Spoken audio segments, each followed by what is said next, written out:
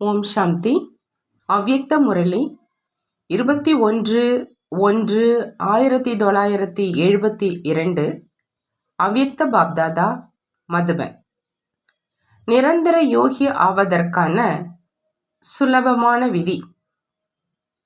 எப்படி ஒரு நொடியில் சுவிட்ச் ஆன் மற்றும் ஆஃப் செய்யப்படுதோ அதே போல ஒரு நொடியில் உடலின் ஆதாரம் எடுத்து பின்பு ஒரே நொடியில் உடலிலிருந்து விலகிய அசரீரி நிலையில நிலைத்திருக்க முடியுமா? இந்த நேரம் உடல்ல வந்தீங்க மற்றும் அடுத்த நேரம் அசரீரி ஆகிட்டீங்க அப்படிங்கிற இந்த பயிற்சியை செய்யணும். இதைத்தான் கர்மாதீத் நிலை அப்படின்னு சொல்லப்படுது. அதாவது பாவ கர்மங்களை அழித்த நிலை அப்படின்னு சொல்லப்படுது. அந்த மாதிரி அனுபவம் இருக்கும். எப்போ விரும்பினாலும் யார் எப்படிப்பட்ட ஆடையை அணிவது மற்றும் அணியாமல் இருப்பது என்பது அவங்க கையில் இருக்குது. அவசியம் ஏற்பட்டது அணிந்தார், அவசியம் ஏற்படலை அப்படின்னா உடலை விட்டு விலக்கி விட்டார். அந்த மாதிரி அனுபவம் இந்த உடலுங்கிற ஆடையில் இருக்கட்டும். காரியம் செய்து கொண்டும் ஏதோ ஒரு ஆடை அணிந்து காரியம் செய்து கொண்டிருக்கிறோம் என்ற அந்த மாதிரி அனுபவம் இருக்கணும். காரியம் முடிவடைந்தது, உடல் ஆடையிலிருந்து விலகிட்டோம். உடல் மற்றும் ஆத்மா இரண்டுக்குமான வித்தியாச நிலை பொதுவான காரியம் செய்து கொண்டிருக்கும் போதும் அனுபவமாகணும்.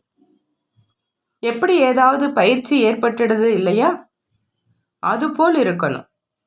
ஆனால் இந்த பயிற்சியை யாரால் செய்ய முடியும்? யார் உடலையும் சேர்த்து மற்றும் சரீர உறவுகளின் என்னென்ன விஷயங்கள் இருக்குதோ, உடலின் உலகம், உறவு மற்றும் என்னென்ன அநேக பொருட்கள் இருக்குதோ அவற்றிலிருந்து முற்றிலும் விலகி இருப்பாரோ அவரால் செய்ய முடியும். எப்பொழுது கொஞ்சம் கூட பற்றுதல் இல்லாமல் இருக்குதோ அப்பொழுது விலகியவராக ஆக முடியும். ஒருவேளை சூட்சும எண்ணத்தில் கூட லேசான நிலை இல்லை அப்படின்னா விடுபட்டிருக்க முடியாது. அதாவது விலகிய நிலையின் அனுபவம் செய்ய முடியாது. மகாரதிகள் இப்பொழுது இந்த பயிற்சி செய்யணும். முற்றிலுமே விலகிய நிலையின் அனுபவம் ஏற்படணும். இதே நிலையில் இருப்பதனால மற்ற ஆத்மாக்களுக்கும் உங்களிடமிருந்து விலகிய நிலையின் அனுபவம், அதாவது பற்றற்ற நிலையினுடைய அனுபவம் ஏற்படும். அவங்களும் உணர்வாங்க. எப்படி யோகாவில் அமர்ந்திருக்கும் நேரம் இந்த பயிற்சியை செய்விப்பவர் விலகிய நிலையில் இருக்கிறார் அப்படிங்கிற அந்த அனுபவம் ஏற்படுது இல்லையா? அதே மாதிரி முழு நாள் நமது நடைமுறை காரியங்களுக்கு இடையே பரிஸ்தா நிலையினுடைய சாட்சாத்காரம் ஏற்படும். இங்கு இருந்து கொண்டிருந்தாலும் அநேக ஆத்மாக்களுக்கு யார் யார் தங்களுடைய சத்தியுக குடும்பத்தின் நெருக்கத்தில் வருபவர்களாக இருப்பாங்களோ அவங்களுக்கு உங்களுடைய பரிஸ்தா ரூபம் மற்றும் எதிர்கால ராஜ்ய பதவி இரண்டினுடைய சாட்சாத்காரம் சேர்ந்தே ஏற்படும். எப்படி தொடக்கத்தில் பிரம்மாவின் சம்பூர்ண ஸ்வரூபம் மற்றும் கிருஷ்ணர் இரண்டினுடைய சாட்சாத்காரத்தையும், அதாவது திவ்ய காட்சியையும் சேர்த்தே பார்த்தீங்களோ அப்படி இப்பொழுது அவங்களுக்கு உங்களுடைய இரட்டை ரூபத்தினுடைய சாட்சாத்காரம் ஏற்படும்.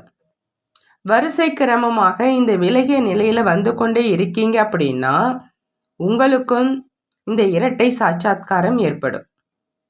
இப்பொழுது இந்த முழு பயிற்சி ஏற்பட்டுடுச்சு அப்படின்னா அங்கங்கே இருந்து இதே செய்தி வர தொடங்கிடும். எப்படி தொடக்கத்தில் நெருக்கத்தில் வரக்கூடிய அநேக ஆத்மாக்களுக்கு வீட்டில் இருந்தபடியே சாட்சாத்காரம் ஏற்பட்டுச்சு இல்லையா, அதே மாதிரி இப்பொழுதும் சாட்சாத்காரம் ஏற்படும். இங்கே அமர்ந்திருந்த போதிலும் எல்லைக்கு அப்பாற்பட்ட நிலையில உங்களுடைய சூட்சும ஸ்வரூபம் சேவை செய்யும். தற்பொழுது இந்த சேவை தான் இன்னும் செய்ய வேண்டியதாக இருக்குது. சாக்கார பாபாவில் அனைத்து முன் உதாரணங்களையும் பார்த்துட்டீங்க. அனைத்து விஷயங்களும் நாடகப்படி வரிசை கிரமமாக ஏற்படணும். எவ்வளவுக்கு எவ்வளவு சுயம் தான் ஒளி வடிவ உடலுடைய பரிஸ்தா ஸ்வரூபமாக ஆவீங்களோ அவ்வளவு உங்களுடைய பரிஸ்தா ரூபம் சேவை செய்யும். ஆத்மாவுக்கு முழு உலகத்தையும் சுற்றி வருவதற்கு எவ்வளோ நேரம் எடுக்குது? அப்படி இப்பொழுது உங்களுடைய சூட்சம சொரூபமும் சேவை செய்யும். ஆனால் யார் இந்த விலகிய நிலையில் இருப்பாங்களோ, சுயம் பரிஸ்தா ரூபத்தில் நிலைச்சிப்பாங்களோ, அவங்களுடைய சாட்சாத்காரம் ஏற்படும். ஆரம்ப காலத்திலும் அனைத்து சாட்சாத்காரமும் ஏற்பட்டுச்சு. பரிஸ்தா ரூபத்தின் சம்பூர்ண நிலை மற்றும் முயற்சி செய்பவரின் நிலை இரண்டும் தனித்தனியாக சாட்சாத்காரம் ஏற்பட்டுச்சு. எப்படி சாக்கார பிரம்மா மற்றும் சம்பூர்ண பிரம்மாவின் சாட்சாத்காரம் தனித்தனியாக ஏற்பட்டுச்சோ, அதே மாதிரி நெருக்கமான குழந்தைகளின் சாட்சாத்காரமும் ஏற்படும். எப்பொழுது குழப்பமான சூழ்நிலை இருக்குமோ அப்போ சாக்கார உடல் மூலமாக எதையும் செய்ய முடியும். மேலும் இந்த சேவை மூலமாகத்தான் பிரபாவம் ஏற்படும். எப்படி ஆரம்பத்தில் கூட சாட்சாத்காரத்தினால தான் பிரபாவம் ஏற்பட்டுச்சு இல்லையா? பார்த்தும் பார்க்காமலும் அனுபவம் பிரபாவத்தை ஏற்படுத்தியது.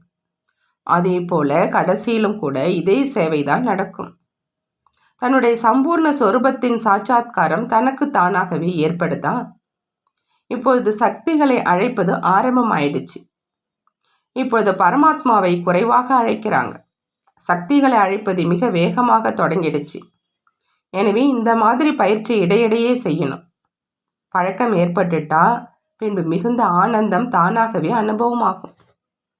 ஒரு நொடியில் ஆத்மா உடலை விட்டு விலகியதாக ஆகிடும். பயிற்சி ஏற்பட்டுடும். இப்பொழுது இந்த முயற்சி தான் செய்யணும். நல்லது. தற்சமயம் முயற்சி செய்வதில் 3 நிலைகள் இருக்குது. அந்த 3 நிலைகளையும் ஒவ்வொருவரும் அவரவர்களுடைய சக்திக்கு ஏற்றபடி கடந்து சென்று கொண்டிருக்கிறாங்க. அந்த 3 நிலைகள் யாவை? 1 வர்ணனை, 2வது சிந்தனை மற்றும் 3வது மூழ்கிய நிலை. பெரும்பான்மையோர் வர்ணனையில் அதிகமாக இருக்கிறாங்க. சிந்தனை மற்றும் மூழ்கிய நிலையின் குறைவு இருக்கிற காரணத்தினால ஆத்மாக்களினுடைய மனோபலம் குறைவாக இருக்குது. வர்ணனை மட்டும் செய்வதனால வெளிமுகமான சக்தி தென்படுது. ஆனால் அதன் மூலம் பிரபாவம் ஏற்படுறதில்லை. சிந்தனை செய்யவும் செய்கிறாங்க.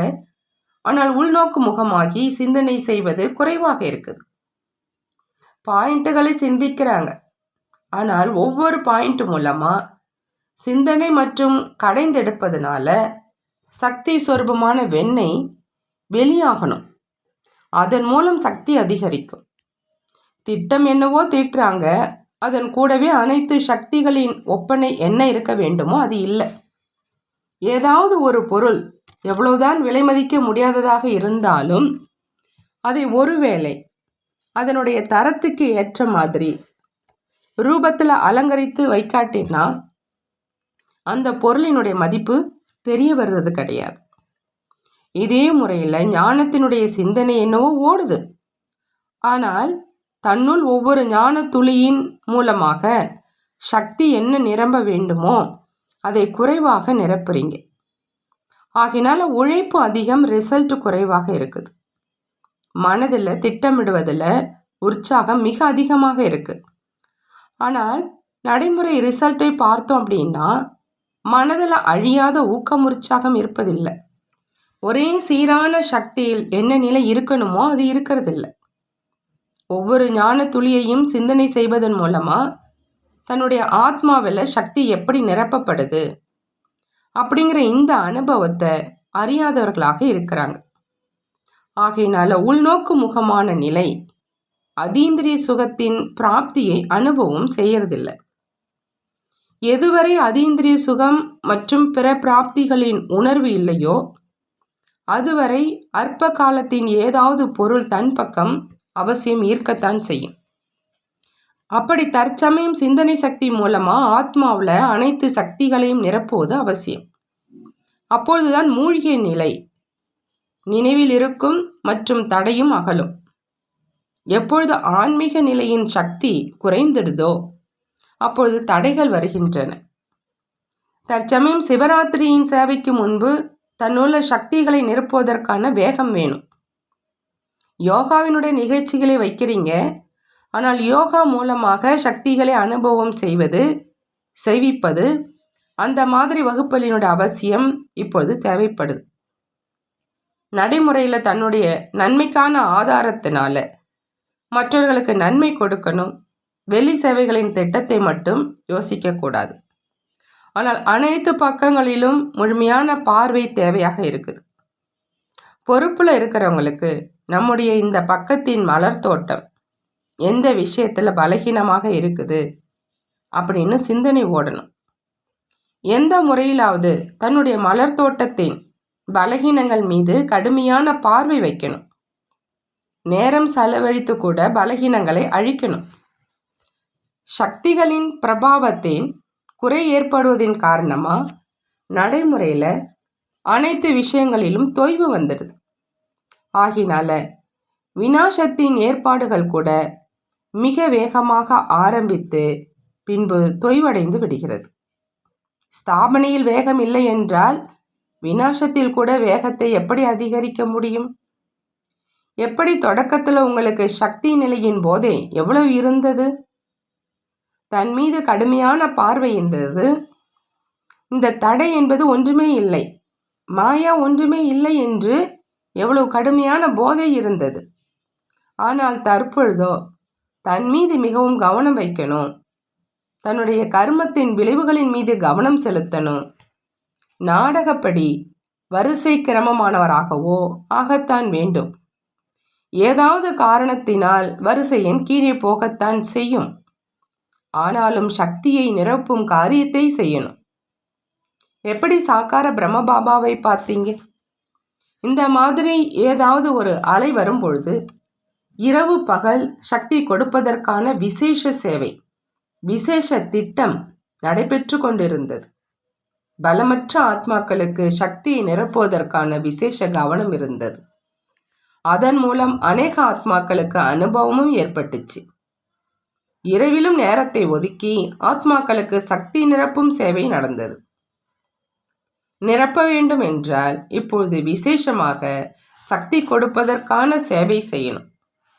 லைட் ஹவுஸ் மைட் ஹவுஸ் ஆகி பிரத்யேகமாக இந்த சேவை செய்யணும். அதன் மூலம் நாலாபுறமும் லைட் மைட்டின் பிரபாவமும் பரவிவிடட்டும். இப்பொழுது இதனுடைய அவசியம் இருக்குது. எவரேனும் செல்வந்தர் இருக்கிறாங்க அப்படின்னா தன்னுடைய நெருங்கிய உறவினர்களுக்கு உதவி செய்து உயிரை தூக்கி விடுவாங்க. அதே மாதிரி தற்சமயம் எந்த ஒரு பலகீனமான ஆத்மாக்கள் தொடர்பில் இருக்கிறாங்களோ அவங்களுக்கு விசேஷ சக்தியை வழங்கணும். நல்லது. நிரந்தரமாக தேக உணர்வை மறந்துடணும். அதற்காக ஒவ்வொருவரும் அவங்கவங்க சக்திக்கு ஏற்றபடி வரிசை கிரமமான முயற்சியின் அனுசாரம் உழைத்து கொண்டிருக்கிறாங்க. படிப்பினுடைய லட்சியமே தேக அபிமானத்திலிருந்து விலகி ஆத்மா அபிமானியாக ஆவது. தேக அபிமானத்தில் இருந்து விடுபடுவதற்காக முக்கியமான யுக்தி இதுதான். எப்பொழுதும் தன்னுடைய சோமானத்தில் இருந்தீங்க அப்படின்னா தேக அபிமானம் விடுபட்டு கொண்டே இருக்கும். சுவமானத்தில் சுவமானமும் அதாவது தன்னுடைய உணர்வும் இருக்குது. அதாவது ஆத்மாவின் உணர்வு சுவமானம். நான் யார்? தன்னுடைய இந்த சங்கமயுகத்தின் மற்றும் எதிர்காலத்தினுடைய அநேக விதமான சுவமானங்கள் என்னென்ன என்று அவ்வப்பொழுது அனுபவம் செய்விக்கப்படுதோ அவற்றிலிருந்து ஏதாவது ஒரு சுவமானத்தில் நிலைத்திருந்தீங்க அப்படின்னா கூட தேக அபிமானம் விலகி கொண்டே இருக்கும். நான் உயர்ந்ததிலும் உயர்ந்த பிராமணன் ஆவேன், இதுவும் சுவமானம் ஆகும். முழு உலகத்தில் பிரம்மாண்டம் மற்றும் உலகத்தின் அதிபதி ஆகக்கூடிய ஆத்மா நான், இதுவும் சுவமானமாகும். எப்படி ஆரம்பத்தில் நீங்கள் பெண் என்ற தேக உணர்விலிருந்து விலகி செல்வதற்கான லட்சியம் இருந்தது. நான் ஆத்மா ஆண் ஆவேன், இந்த ஆணின் சுபாவத்தில் நிலைத்திருக்க செய்வதனால பெண் என்ற உணர்வு வரிசைக்கரமான முயற்சியின் அனுசாரம் விலகி சென்றது. அதே மாதிரி தன்னுடைய புத்தினுள் தற்சமயம் மற்றும் எதிர்காலத்தின் சோமானத்தின் நினைவு இருந்தது அப்படின்னா தேக அபிமானம் இருக்காது. சொல் வார்த்தை மாறுவதனால் சோமானத்திலிருந்து ஸ்வபாவமும் நல்லதாகிவிடுது. ஸ்வபாவத்தின் மோதலோ அதாவது சமஸ்காரம் மோதலோ எப்பொழுது ஏற்படுது அப்படின்னா எப்பொழுது தான் தனது சுயத்தின் உணர்வில் இருப்பதில்லையோ அப்பொழுதுதான். அப்படி சுவமானம் என்றால் சுயத்தின் மான், அதாவது சுயமரியாதை. அதன் மூலம் முதல்ல தேக அபிமானம் நீங்கிடுது. மேலும் சுவபாவத்தில் வரமாட்டாங்க. கூடவே யார் சுவமானத்தில் நிலைத்திருக்கிறாங்களோ அவங்களுக்கு தானாகவே மரியாதையும் கிடைக்குது. இன்றைய உலகத்தில் கூட மரியாதை மூலமாக சுயமரியாதை கிடைக்குது இல்லையா? ஜனாதிபதி இருக்கிறாங்க அப்படின்னா அவங்களுக்கு மரியாதை அதிகமாக இருக்கிற காரணத்தினால சுயமரியாதையும் அந்த மாதிரி இருக்குது இல்லையா? சுயமரியாதை மூலமாகத்தான் உலக மகாராஜன் ஆவீங்க. மேலும் அவருக்கு உலக மரியாதை செலுத்தும். அப்படி தன்னுடைய சுவமானத்தில் நிலைத்திருப்பதனால் அனைத்து பிராப்திகளும் தானாகவே கிடைக்கின்றன. யாருக்கு அநேக விதமான சோமான்களை கேட்டிருக்கும் அனுபவம் இருக்குமோ அவரால் தான் இந்த சோமானத்தில் நிலைத்திருக்க முடியும். நான் சிவசக்தி ஆவேன், இதுவும் சோமானமாகும். ஒன்று கேட்பது, இன்னொன்று அந்த சோமானத்தின் சொரூபத்தில் நிலைக்கும் அனுபவம். அப்படி அனுபவத்தின் ஆதாரத்தில் ஒரு நொடியில் தேக அபிமானத்திலிருந்து சோமானத்தில் நிலைத்திடுவீங்க. யார் அனுபவ மூர்த்தியாக இல்லையோ, கேட்டு மட்டும் பயிற்சி செய்து கொண்டிருக்கிறார், ஆனால் இதுவரை அனுபவியாக ஆகலை அப்படின்னா அவங்களுடைய நிலை அப்படித்தான் இருக்குது. ஒன்று தன்னுடைய சோமானத்தின் பட்டியலை எடுத்தீங்க அப்படின்னா பட்டியல் மிக நீளமானது. அந்த ஒவ்வொரு விஷயத்தையும் எடுத்து அனுபவம் செய்து கொண்டே சென்றீங்க அப்படின்னா மாயாவின் சிறு சிறு விஷயங்கள் பலகீனமாக ஆக்காது. மாயா பலகீனமாக ஆக்குவதற்கு முதல்ல தேக அபிமானத்தில் கொண்டு வருது. தேக அபிமானத்திலேயே வரல அப்படின்னா பலகீனம் எங்கிருந்து வரும்? ஆகினால அனைவருக்கும் தன்னுடைய சோமானத்தை நினைவூட்டுங்க மற்றும் அந்த சொரூபத்தின் அனுபவிகளாக ஆக்குங்க. நான் மாஸ்டர் சர்வ சக்திவான் என்று நினைக்கிறீங்க. அப்படி நினைத்த உடனேயே நிலை உருவாகிடுது இல்லையா? ஆனால் யாருக்கு அனுபவம் இருக்குமோ அவருக்குத்தான் அந்த மாதிரியான நிலை உருவாகும். அனுபவம் இல்லை அப்படின்னா நிலைத்திருந்து அவர் தங்கியே போயிடுவார். நிலை உருவாக்க முடியாது. மேலும் களைப்பு கடினமான மார்க்கம் என்றுதான் அனுபவம் ஏற்படும். எப்படி செய்வது என்ற இந்த கேள்வி எழுது. ஆனால் யார் அனுபவி மூர்த்திகளாக இருப்பாங்களோ அவங்களுக்கு கடுமையான சோதனை வரும் நேரத்திலும் தன்னுடைய சோமானத்தில் நிலைத்திருப்பதனால சுலபமாக அதை வெற்றிவிட முடியும். எனவே சோமானத்தை நினைவூட்டுங்க. அனுபவ மூர்த்தி ஆவதற்கான வகுப்பை எடுங்க. யார் உங்களுடைய மிக நெருக்கத்தில் வராங்களோ அந்த ஆத்மாக்களுக்கு இந்த அனுபவம் செய்விக்கும் உதவியை கொடுங்க. இப்பொழுது ஆத்மாக்களுக்கு இந்த சகயோகம் தாங்க.